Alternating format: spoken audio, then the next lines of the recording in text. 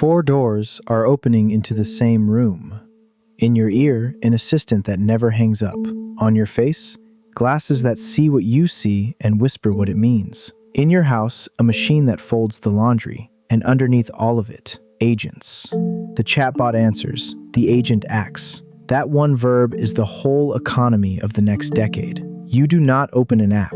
You ask once, weeks ago, and the thing goes away and works. It reads the inbox. It books the appointment. It argues with the airline. And increasingly, it talks to other agents.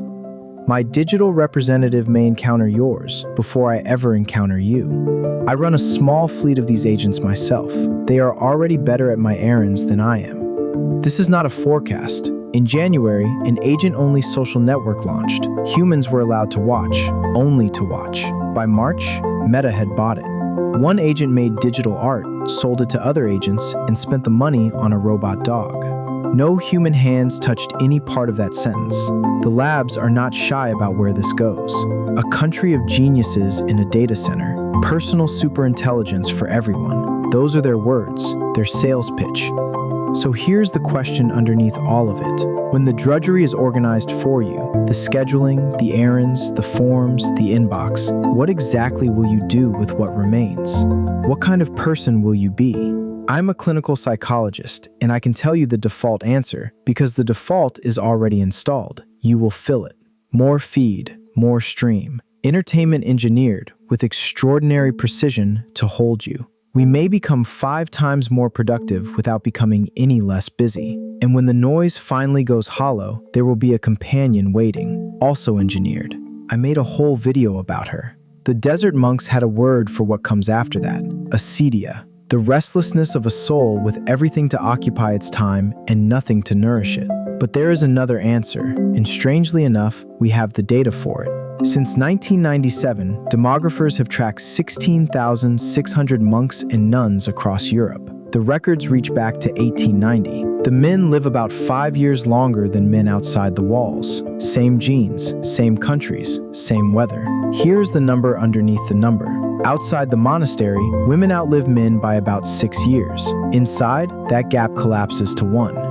Which means most of the male disadvantage was never written into the male body. It is written into the way men live, alone. The monastery is not adding 5 years to a man's life.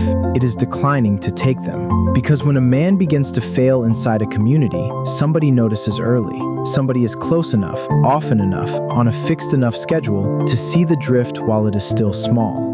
A man in a suburb can now be measured continuously, heart rate, sleep score, steps, and known by no one. Genesis gets there first, in a garden with nothing yet wrong in it, before any sin, before any fall. The first thing God calls not good is a man by himself. Isolation is not healed by companionship on demand. It is healed by community, by people who could say no to you and show up anyway.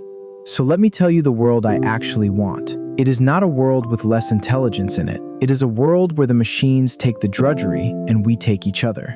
The agent handles the forms, so the evening belongs to the table. The robot carries the boxes, so your hands are free for the neighbor. A household, a parish, a street that eats together, surrounded by quiet machinery. The technology is not the enemy of that world. It could be the staff of it, but it will not happen by default. The default is the feed. Community is a choice made against convenience. Convenience always offers the route that asks the least of you, the least presence, the least patience, the least love. The agents can run your life's errands while you sleep. They cannot tell you what is worth waking up for. That part was always yours. So build the table. The machines can carry the dishes.